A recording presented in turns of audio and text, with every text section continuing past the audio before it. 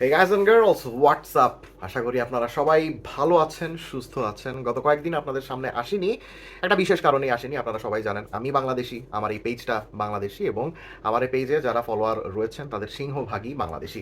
আর বাংলাদেশে গত 2 দিন আগে একটা অত্যন্ত গুরুত্বপূর্ণ ঘটনা ঘটে গিয়েছে, আপনারা সবাই জানেন। জাতীয় নির্বাচন হয়েছে, সেই নির্বাচন নামের উৎসবে আমরা সবাই যোগ দিয়েছি। নির্বাচন নিয়েই বিজি ছিলাম, নির্বাচন নিয়ে কথাবার্তা, লেখালেখি, অনেক কিছু নিয়ে আমরা ব্যস্ত ছিলাম। তাই এর মধ্যে ফুটবল নিয়ে আসলে অত বেশি ডিসকাশন করার কোনো সুযোগ ছিল না এবং আমার কাছে মনে হচ্ছে যে এত গুরুত্বপূর্ণ একটা ঘটনার মধ্যে ফুটবল নিয়ে বিজি না থাকাই উত্তম। তাই কয়েকদিন পর আবারও আপনাদের সামনে হাজির হয়েছি নতুন একটা টপিক নিয়ে এবং আজকে আমরা ডিসকাস করব হুলিয়ান আলভারেজকে নিয়ে। ইলেকশন যেদিন হচ্ছে বাংলাদেশে, ওদিন কোপা দেল রেতে আতলেটিকো মাদ্রিদের এগেইনস্টে বার্সেলোনা খেলতে নেমেছিল এবং সেই ম্যাচে আর্জেন্টিনা স্ট্রাইকার হুলিয়ান আলভারেজ গোল পেয়েছেন ঠিকই, কিন্তু তার সামগ্রিক ফর্ম কিন্তু এই সিজনে অনেক বেশি চিন্তার জন্ম দিচ্ছে। কোপা দেল রেতে বার্সেলোনার এগেইনস্টে গোল করেছেন, গুড, কিন্তু লিগে তার যে গোল খরা, তিনি যে একের পর এক ম্যাচে গোল করতে পারছেন না, সেটা নিয়ে অনেকের মাথায় চিন্তার ভাঁজ সৃষ্টি হয়েছে। সবার মনে একই প্রশ্ন যে হুলিয়ান আলভারেজের কি হয়েছে, তিনি কেন গোল করতে পারছেন না?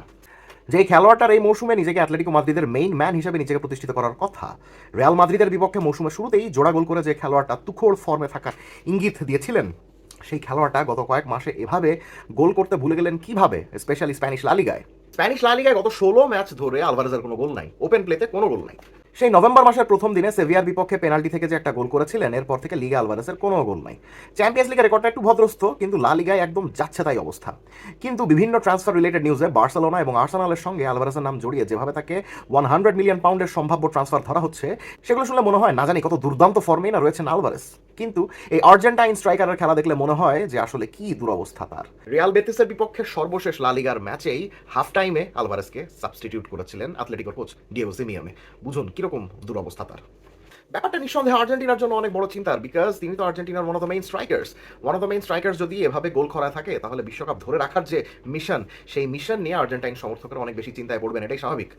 কিন্তু এই বাজে ফর্মের পেছনের কারণ কি? অ্যাটলেটিকোর সাম্প্রতিক ম্যাচে হুলিয়ান আলভারেজের পারফরমেন্স দেখে যা যা মনে হচ্ছে সেটাই আমি বলার চেষ্টা করছি এখানে। এমন যদি হতো যে ডিয়েগো সিমিওনে অ্যাটলেটিকোকে আগের মতো ডিফেন্সিভ খেলাচ্ছেন, তাতে না হয় বোঝা যেত যে পুরো দলই যেহেতু কম গোল করছে, গোল করার চেয়ে কম গোল খাওয়াতেই যেহেতু তাদের মনোযোগ, তাহলে না হয় বোঝা যাইতো যে ডিফেন্সিভ ট্যাকটিক্সের কারণে আলভারেজের এই অবস্থা।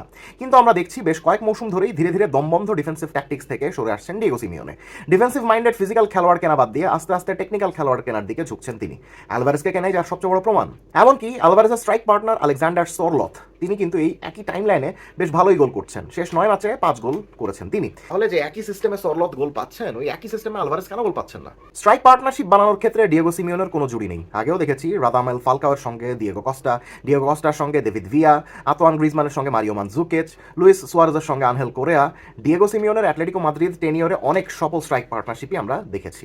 সেই ধারাবাহিকতায় সরলথের সঙ্গে আলভারেজের জুটি বেঁধে দিয়েছিলেন সিমিওনে, কিন্তু এখানে দেখা যাচ্ছে সরলথই তাতে লাভবান হচ্ছেন, আলভারেজ তেমন লাভবান হচ্ছেন না।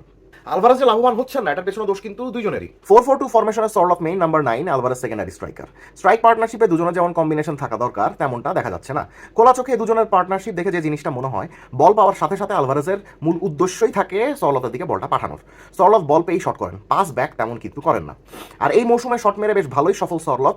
যতটা তার গোল পাওয়ার কথা, এক্সপেক্টেড গোলসের নাম্বার বলছে তার থেকে অনেক বেশি গোল করছেন সরলথ।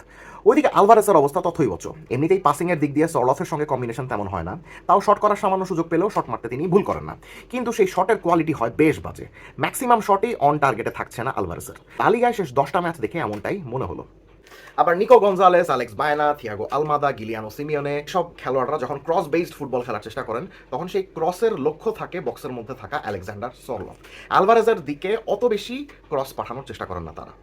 অবশ্যই আলভারেজ বেশি সুযোগ পান না কম, সেটা দিয়ে অবশ্য তেমন কোনো লাভ নেই, বিকজ সরলথ আর আলভারেজ দুজনেই হেড করার দিক দিয়ে বেশ সাধারণ মানের খেলোয়াড়।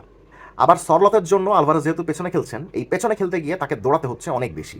তাই কোনো সতীর্থ থ্রু বল পাঠালে সেটা রিসিভ করে অন টার্গেটে শট মারতে পারেন না, হাঁপিয়ে যাওয়ার জন্য। কোনো ট্রানজিশনে অ্যাটলেটিকো যখন উঠে যায়, তখন অন্যান্য সতীর্থদের সঙ্গে আলভারেজের দৌড়ের স্টাইলের পার্থক্যটা দেখলেই বেশ ভালোভাবে বুঝতে পারবেন যে তিনি কত আস্তে দৌড়াচ্ছেন। এখন এই সমস্যাটা হতে পারে আলভারেজের ফিটনেস সমস্যার কারণে বা ফর্মহীনতার কারণে। এই সব সিচুয়েশনে তার যে যথেষ্ট শার্পনেস নাই, সেটাও কিন্তু মনে হচ্ছে। আলভারেজ যদি স্ট্রাইক পার্টনার হিসেবে সরলতের জায়গায় এমন কাউকে পেতেন যে কিনা ট্রানজিশনাল সিচুয়েশনে দৌড়ে বক্সে ঢুকে যেতে পারেন বা তার সঙ্গে রেগুলার 1-2 করে কম্বাইন্ড করতে পারেন, তাহলে আলভারেজের সুবিধা হতো অনেক। যেমন ধরুন আর্সেনালের স্ট্রাইকার ভিক্টর গিয়োকেরেস। আবার অনেক সময় দেখা যায় আলভারেজের পায়ে যখন বল থাকে তখন পাস দেওয়ার জন্য অপেক্ষাকৃত সহজ অপশন বাদ দিয়ে কঠিন অপশনের দিকে ঝুঁকে পড়েন আলভারেজ। যে সতীর্থকে পাস দিতে গেলে ইন্টারসেপ্ট হওয়ার সম্ভাবনা বেশি সেরকম কঠিন পাস দেওয়ার অ্যাটেম্প্ট নেন, যেটা কিনা অধিকাংশ সময় ব্যাকফায়ার করে। এবং সেই যে ব্যাকফায়ার করলো সেই ব্যর্থতাটা আলভারেজের কনফিডেন্সেও আঘাত করে, যে কারণে অ্যাথলেটিকোর অনেক প্রমিসিং অ্যাটাক কিন্তু নষ্ট হচ্ছে। আলভারেজ জীবনেও সাইড লাইন বেসড উইঙ্গার ছিলেন না, আবার খাম্বার মতো বক্সের মধ্যে ঢুকে প্রথাগত নাম্বার 9-এর মতো যে বসে থাকবেন ওই রকম খেলোয়াড়ও তিনি কখনো ছিলেন না। আবার আদর্শ নাম্বার 10-এর মতো টেকনিক্যাল বা ভিশন সম্পন্ন খেলোয়াড়ও কিন্তু তিনি নন, যে কারণে পেপ গার্দিওলা তাকে একক number 9, support striker, number 10, box to box midfielder, winger কোনো জায়গাতেই ডিসাইসিভলি ইউজ না করতে পেরে শেষমেশ একটা ভালো বিট আসার সঙ্গে সঙ্গেই বিক্রি করে দিয়েছেন। আলভারেজ যে কাজটা ভালো পারেন সেটা হলো আরেকজন পার্টনারের সঙ্গে কম্বাইন করে সেন্ট্রাল জোনগুলোতে দলের অ্যাটাক গঠন করে ডিরেক্টলি বক্সে ঢুকে গিয়ে অনেক শট নিতে। যে পার্টনার নিজেও স্ট্রাইক সঙ্গীর সঙ্গে কম্বিনেশন করে একবার বক্সে ঢুকতে পারেন আর একবার একটু ডিপে নেমে আলভারেজকে বক্সে ঢুকে যাওয়ার সুযোগ করে দিতে পারেন।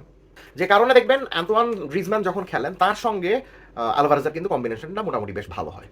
কিন্তু গ্রিজম্যান নিজেও এখন অ্যাথলেটিকোতে স্টার্টিং প্লেয়ার নন, ঠিক এ কারণেই আলভারেজের সুবিধা হতে পারে অ্যাথলেটিকোতে নাইজেরিয়ান ফরওয়ার্ড আদমোলা লুকমান আসার কারণে। সদ্য শেষ হওয়া আফকনের অন্যতম সেরা এই খেলোয়াড় অ্যাটালান্টা থেকে সম্প্রতি যোগ দিয়েছেন অ্যাথলেটিকোতে, আর তার সঙ্গে আলভারেজের কম্বিনেশন যে বেশ ভালো হচ্ছে সেটা কিন্তু এর মধ্যেই রিয়াল বেটিসের বিপক্ষে ম্যাচে ও বার্সেলোনার বিপক্ষে কোপা দেল রের ম্যাচে কিন্তু আমরা দেখে ফেলেছি।